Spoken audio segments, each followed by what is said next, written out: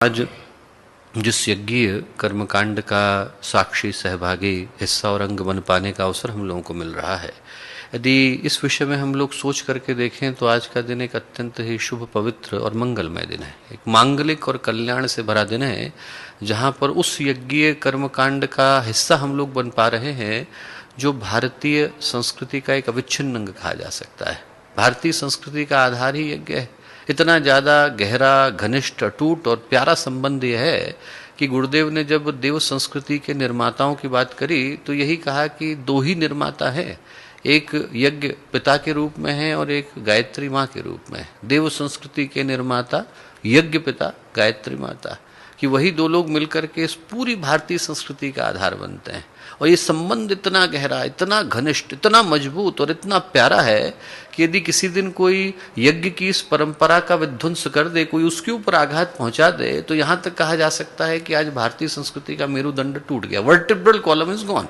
आज के बाद भारतीय संस्कृति को सिर्फ जो है वो बिस्तर के ऊपर अपना जीवन गुजारना पड़ेगा। और ये बात इतनी ज्यादा सत्य है, आप उठा करके देखिए, पुराणों को देखिए, इतिहास को देखिए, आख्यानों को उठा करके देखिए। द्वापर के समय से लेकर अब तक सुबाहु, मारीच, ताड़का, ये सब के सब मिल करके एक ही यज्ञ को विध्वंस करने के लिए क्यों पहुंचते हैं? क्योंकि उनको पता है कि यदि यज्ञ का हम लोगों ने विध्वंस की व्यवस्था बना दी, उसको नष्ट कर दिया गया, उसके ऊपर आघात पहुंचा दिया गया, तो हम भारतीय संस्कृति के आधार स्तंभ को तोड़ देंगे। इसीलिए लगभग हर स्थान पर, पर्व कोई सा हो, त्योहार कोई सा हो, आयोजन कोई सा हो, उद्देश्य कोई सा हो, बिना यज्ञ के हम भारतीय संस्कृति के किसी भी कृत्य को पूरा मानते ही नहीं। दैनिक उपासना का क्रम है, बलि वैश्य नहीं होगा, पूरा नहीं माना जाएगा। कोई सा भी संस्कार हो, चाहे वो गर्भाधान का संस्कार हो, चाहे वो अंत्येष्टि का संस्कार हो, चाहे वो जीवन की शुरुआत का संस्कार हो, चाहे वो जीवन के अंत का संस्कार हो, ये पूरी की पूरी यात्रा यज्ञ से शुरू होती है और यज्ञ पर ही खत्म होती है। जब आदमी अपने प्राणों को त्याग देता है तो शव को ले जाकर के हम चिता के ऊपर रख देते थे और कहते थे आयुर्यज्ञेन कल्पताम, बाहुर्यज्ञेन कल्पताम, चक्षुर्यज्ञेन कल्पताम। हे प्रभु, आपने आयु दी, लौटा रहे हैं। आपने बाहें दी, लौटा रहे हैं। आपने चक्षु दी, आंखें दी, आपको लौटा रहे हैं। वो जो अंतिम संस्कार था वो भी भारतीय संस्कृति का एक यज्ञ का महत्वपूर्ण कर्मकांड था। यहां तक कि ये जो होली का क्रम है, इतिहासवेत्ता कहते हैं कि ये भी वार्षिक यज्ञ है। साल में एक बार मिलकर के हम लोग ऋतुओं को समर्पित करके इस यज्ञ को संपन्न करते हैं। और आप कोई से धर्मशास्त्र को उठा करके देखिए, पुराणों को देखेंगे तो पद्म पुराण कहेगा यज्ञ है कल्याण हेतु। आप शतपथ ब्राह्मण को उठा करके देखेंगे तो कहेगा यज्ञ वही विष्णु, कि यज्ञ पुरुष ही भगवान विष्णु है। और जिस तरह से भगवान विष्णु का जो धर्म है, कर्तव्य है, वो इस पूरी सृष्टि के पालन, पोषण, अभिवर्धन की व्यवस्था को बनाना है, उसी तरह से यज्ञ पुरुष का काम इस पूरी सृष्टि के पालन पोषण की व्यवस्था को सुनिश्चित करना है। यज्ञ विश्वस्य भुवनस्य नाभे, ऐसा शास्त्र कहते हैं कि इस पूरे विश्व ब्रह्मांड की जो नाभि है, प्लेसेंटा है, वो यज्ञ है। जिस तरह से गर्भ के अंदर बैठा हुआ शिशु माँ से जो है न्यूट्रिएंट्स को, पोषण को उस प्लेसेंटा के माध्यम से प्राप्त करता है, अम्बिलिकल कॉर्ड के माध्यम से प्राप्त करता है, वैसे ही ये जो यज्ञ की परंपरा है पूरी सृष्टि के पोषण की व्यवस्था को बनाती है। शास्त्र कोई सा ले, महापुरुष कोई भी हो, कहीं से भी उन उक्तियों को हम लोग उठा करके ढूंढें, एक बात जो स्पष्ट रूप से देखने को मिलती है वो ये देखने को मिलती है कि भारतीय संस्कृति की कल्पना बिना यज्ञ के संभव नहीं। और जब इतने पवित्र कर्मकांड का हिस्सा बन पाने का सुयोग, सौभाग्य हम लोगों को मिल रहा है, जहाँ पर कोई धर्मशास्त्र, जहाँ पर कोई कृत्य, कोई आयोजन, कोई भी व्यवस्था बिना यज्ञ की पूरी नहीं मानी जाती, तो उस कर्मकांड का जो तत्व दर्शन है उसको समझ लेना जरूरी हो जाता है। और यदि हम लोग यज्ञ के पीछे के उद्देश्य का स्मरण करने का प्रयत्न करें दोस्तों, तो जो शब्द है उसको जान लेना महत्वपूर्ण है। यज्ञ का जो शब्द है वो यजन से निकल करके आया, और यजन शब्द के अनेकों अर्थ है, पर जो महत्वपूर्ण अर्थ है वो देव पूजन का है। देव पूजन का मतलब है कि उन शक्तियों का पूजन जिनको देवता कहलाने का अधिकार हो। देवता कहलाने का अधिकार हर एक को नहीं होता। देवता कहा उनको जाता है जो देना न सिर्फ जानते हो बल्कि देने का अधिकार भी रखते हो और देने का भाव भी रखते हो। पेशवा बाजीराव की कथा आती है, अपने सहयोगी थे नाना फडणवीस, उनके साथ जा रहे थे। रास्ते में एक लड़का देखा, और रास्ते में जो लड़का देखा उस बेचारे के पास आधे कपड़े थे, आधे नहीं थे। तो उनने नाना फडणवीस से कहा, उनके सेक्रेटरी थे, सचिव थे, उनने कहा कि भाई इस लड़के को आधा कपड़ा दे दो। तो उनने अपना फाड़ करके देना शुरू करा पेशवा ने। उनने कहा मेरा ये आधा कपड़ा दे दो। बोले नहीं नहीं मैं दे दूंगा। अगले दिन उन्होंने उस लड़के को बुलाया और उसको एक गांव का सरपंच बना दिया, पूरा गांव दे दिया। और गांव जो है उसका फाड़ का मतलब आधा कपड़ा फाड़ के दिया। और इसके बाद से उस लड़के का नाम फाड़ के पड़ गया। तब से एक परंपरा चल गई महाराष्ट्र के अंदर, एक पूरा का पूरा पदनाम हो गया फाड़ के। तो पेशवा ने कहा भाई पूरा गांव क्यों दे दिया, मैंने तो आधा कपड़ा देने को कहा था। बोले अरे साहब आप पेशवा हैं, आपका जो स्तर है देने का, यदि आप आधा कपड़ा फाड़ के देंगे तो कोई क्या सोचेगा। बोले पेशवा दे रहे हैं इसलिए पूरा गांव देना जरूरी हो जाता है। तो जब देने वाले का अधिकार बड़ा है, आप भगवान से मांगते हैं, आप यज्ञ पुरुष से मांगते हैं, तो देने वाले का अधिकार बड़ा हो जाता है। और जब देने वाले का अधिकार बड़ा है तो लेने वाले का दायित्व तो बढ़ जाता है। व्यक्ति जो है वो जिसके साथ जुड़ता है उसके गुणों को धारण करने का दायित्व तो आ जाता है। सामान्य व्यक्ति का चपरासी है उतना मूल्य का नहीं होता, प्रधानमंत्री का चपरासी भी मूल्यवान हो जाता है। जितना बड़ा पद है उतनी बड़ी उसके साथ गरिमा जुड़ जाती है, कर्तव्य मर्यादाएं जुड़ जाती हैं। तो जो देव पूजन का अर्थ है वो अर्थ ये है कि भगवान के साथ बैठकर देवीय गुणों को धारण करना, दया के, त्याग के, करुणा के, मानवता के, इंसानियत के धर्म को स्वीकार करना। ये जो धर्म को स्वीकार करने का कर्तव्य है वो इस यज्ञ की परंपरा के साथ अहर्निश रूप से जुड़ जाता है। एक महाभारत में कथा आती है और वो कथा पूरी तरह से यज्ञ के मर्म को अच्छी तरह से स्पष्ट कर देती है। और कथा महाभारत के युद्ध की समाप्ति की।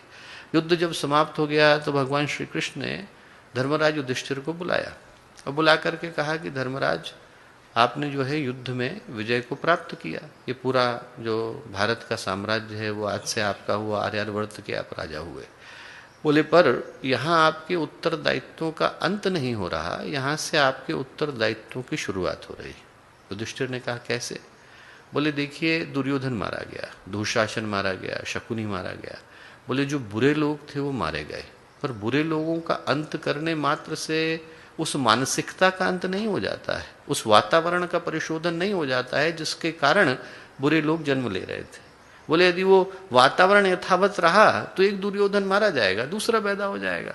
भगवान श्री कृष्ण बोले कि यदि किसी नाली के अंदर कीचड़ आ गई है और वहां पर बदबू फैल रही है, मक्खी मच्छर आ गए हैं, बीमारियां फैल रही हैं, तो उसका समाधान ये नहीं है कि आप जाकर के वहां पर इत्र बिखेरिए। थोड़ी देर के लिए इत्र की खुशबू रहेगी, बाद में बदबू फिर से आएगी। बोले उसका समाधान यही है कि मनुष्य की विकृत मानसिकता का परिशोधन किया जाए। और वो करने के लिए सामूहिक रूप से एक ही अस्त्र विद्यमान है, उसका नाम है यज्ञ। भगवान बोले कि आप इतिहास उठा करके देखिए, जब पृथु ने पृथ्वी की स्थापना करी तो क्या किया, यज्ञ किया। भगवान राम ने रावण का वध किया और करने के बाद सबसे पहले जाकर अश्वमेध यज्ञों की श्रृंखला को संपन्न किया, ताकि वो जो मानसिकता थी जिसके कारण रावण जैसे पुरुष पैदा होते थे, रावण की तरह के व्यक्तित्व पैदा होते थे, उस मानसिकता का परिशोधन किया जा सके। तो भगवान कृष्ण बोले यही कार्य अब आपके जिम्मे है। आपने अंधकार को परास्त किया वो तो ठीक है, पर आप प्रकाश के आगमन की व्यवस्था बनाइए। प्रकाश के आगमन की व्यवस्था बनाना भी आपका काम है। युधिष्ठिर ने कहा ठीक। उनने अश्वमेध यज्ञ के श्रृंखला को आरंभ किया।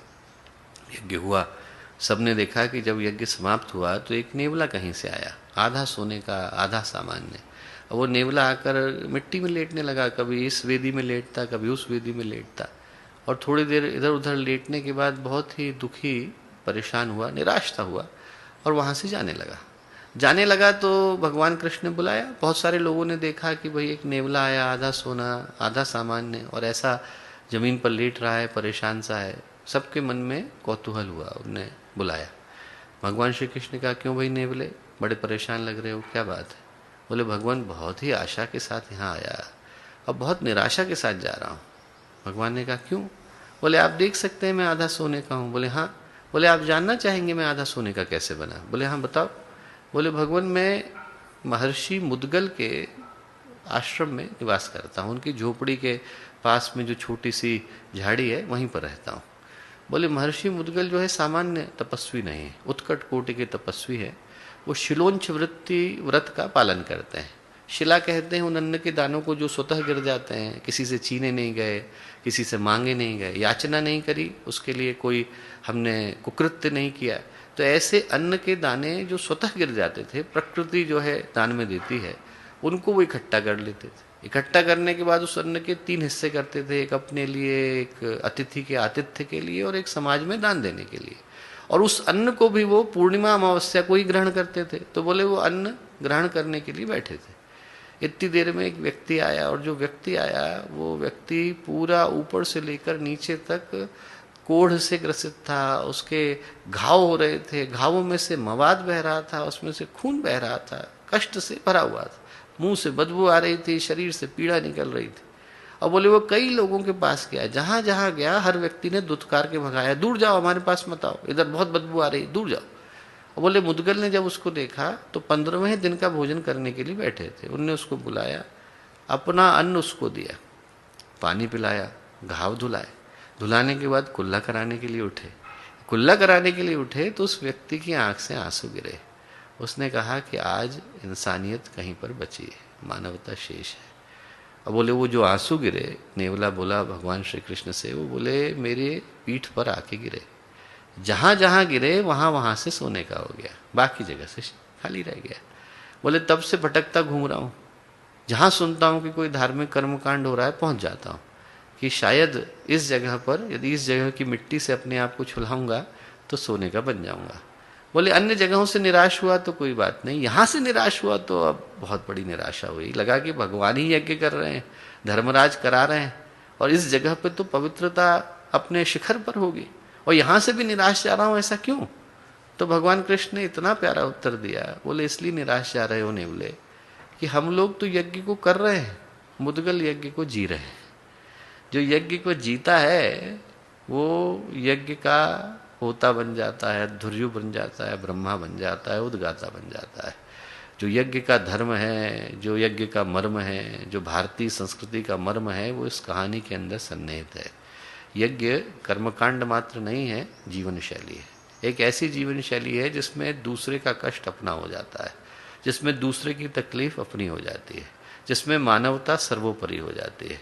यदि वो गुण हमारे अंदर आ जाता है, दूसरे के आंसू पोंछने का भाव आ जाता है, दूसरे के कष्ट को सह पाने का, बांट पाने का भाव आ जाता है, तो दोस्तों हम यज्ञ को समझ जाते हैं।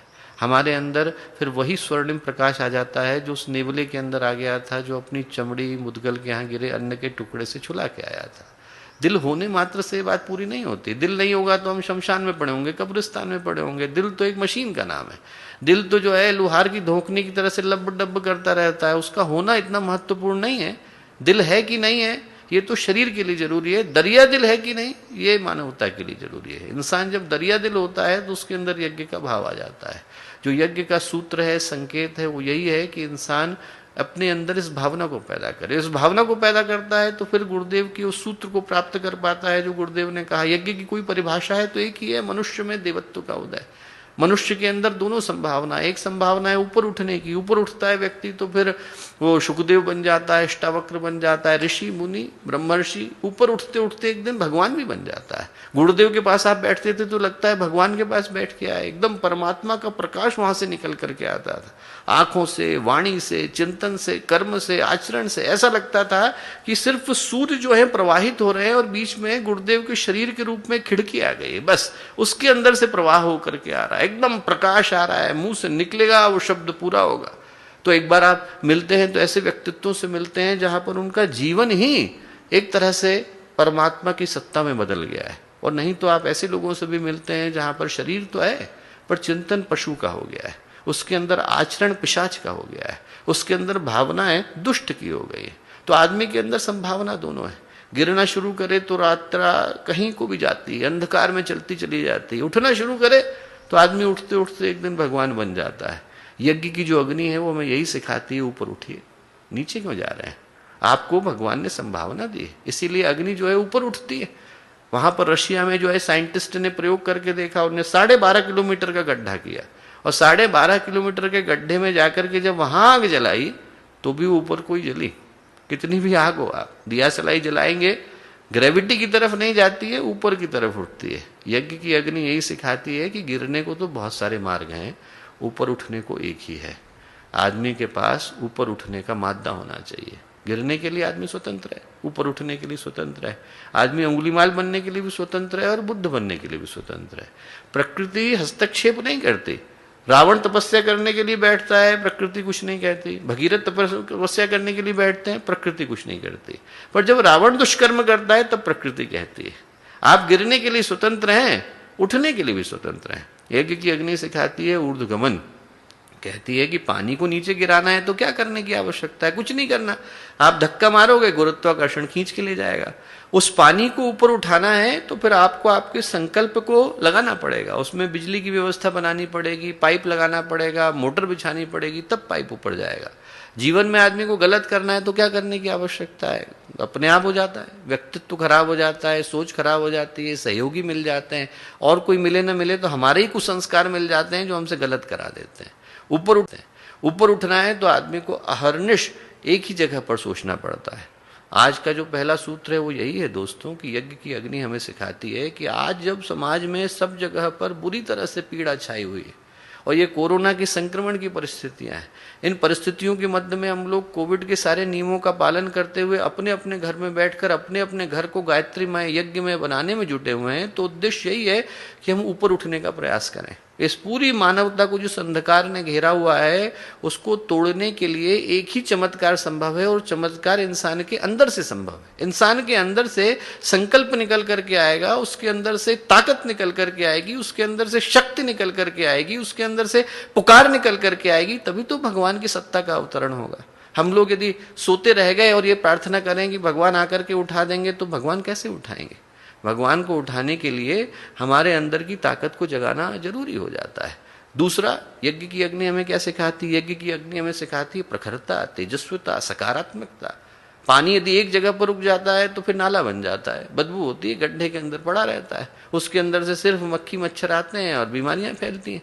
और पानी प्रवाहित होता है तो प्रपात बनता है, झरना बनता है, नदी बनता है, न जाने कितनों का कल्याण करता है। यज्ञ की अग्नि सिखाती है दोस्तों कि इस समय में हम लोग पानी की तरह से प्रवाहित हो, हम लोग यज्ञ की अग्नि की तरह से बहते हुए जाएं, लोगों के घर को प्रकाशित करते हुए जाएं, उनके अंदर सकारात्मकता बढ़ते हुए जाए। दुनिया में तकलीफों का अंत है क्या? तकलीफें ही तकलीफें हैं, परेशानियां परेशानियां हैं। आदमी के पास खुशियां कितनी है? खुशियां बहुत थोड़ी सी हैं।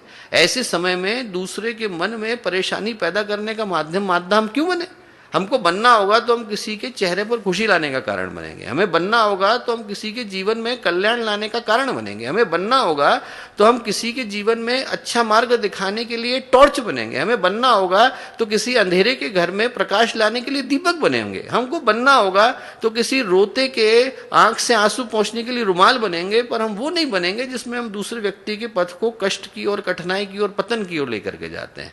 यज्ञ की अग्नि सिखाती है ये हम बने। विवेकानंद ने एक बड़ी प्यारी बात कही है। विवेकानंद ने कहा कि साहब, जब ऊपर आदमी उठता है तो दूसरों के दोष नहीं देखे जाते। बोले पहाड़ का गड्ढा भी मैदान से ऊपर होता है। बोले जो बड़ी चीजें हैं, पहाड़ का गड्ढा भी मैदान से ऊपर होता है। बोले देखना है तो ऊंचाई देखो आप, ये देखने की आवश्यकता है कि गड्ढा कहाँ है, ये देखने की आवश्यकता क्या है कि बुराई कहाँ है। बुराइयां बहुत है, अच्छाइयां भी तो है। यज्ञ की अग्नि सिखाती है कि हम लोग ऊपर उठने का मादा ढूंढे, सकारात्मकता ढूंढे, प्रकाश ढूंढे, अभीप्सा ढूंढे, पुकार ढूंढे, परमात्मा को ढूंढे, अपने अंदर के कल्याण के भाव को ढूंढे। और यज्ञ की अग्नि सिखाती है दोस्तों कि हमारे अंदर बांटने का भाव आए। वो कबीर दास जी की, नानक जी की कहानी है। एक ने दूसरे को थोड़ा सा सामान भेजा, आप इसको कैसे बांटोगे? उनने जो है उस थोड़ी सी हींग को लिया और खाने के अंदर मिला दिया, सब जगह पहुंच गया। दूसरे संत ने दूसरे की परीक्षा लेने के लिए छोटा सा घी का टुकड़ा भेजा, बोले आप इस घी को क्या करोगे, कैसे इतने से 100 लोगों को खिलाओगे? तो कबीर दास जी ने लिया, यज्ञ के अंदर डाल दिया, सबके पास पहुंच गया। बस वही यज्ञ की अग्नि सिखाती है। यज्ञ की अग्नि सिखाती है बांटना, जो मिला है वो बांटेंगे। आप इसमें घी लगा रहे हैं, आप इसके अंदर सामान ले रहे हैं, घी से आप क्या कर लेते? ज्यादा से ज्यादा पूड़ी बना लेते, कचौड़ी बना लेते, समोसा बना लेते। कितने लोग खाते? 2 लोग खाते, 4 लोग खाते। अब जब वो यज्ञ की अग्नि के अंदर चला गया तो न जाने कितनों के अंदर शुभ भाव, शुभ संकल्प, शुभ संवेदनाएं जगाने का कारण बनता है। यज्ञ की अग्नि सिखाती है बांटिए। जो भगवान श्री कृष्ण कहते हैं गीता में, तो कहते हैं अरे 2 तरह के यज्ञ चल रहे हैं अर्जुन, एक यज्ञ तो तेरे अंदर चल रहा है। गुरुदेव ने इतनी बढ़िया परिभाषा दी है, उन्होंने कहा एक यज्ञ हमारे अंदर चल रहा है। कौन सा चल रहा है? बोले देखो, हाथ कमा रहे हैं, किसको दे रहे हैं? मुंह को दे रहे हैं। मुंह चबा रहा है, किसको दे रहा है? पेट को दे रहा है। पेट जो है उसको डाइजेस्ट कर रहा है, किसको दे रहा है? आंतों को दे रहा है। आंतें जो हैं उसको और मेटाबोलाइज करती हैं, फिर शरीर में बांट देती हैं। बोले इनमें से कोई एक भी कह दे कि मैं अपना काम नहीं करूंगा तो क्या होगा? वहीं पर राम नाम सत्य हो जाएगा। बोले जिस दिन हाथों ने कहा कि साहब हम लोग जो है काम करते हैं, हम मुंह को नहीं देंगे, आदमी भूखा मर जाएगा। मुंह कहे हम चबाते हैं, हम बाकी को नहीं देंगे, आदमी का पेट फट जाएगा।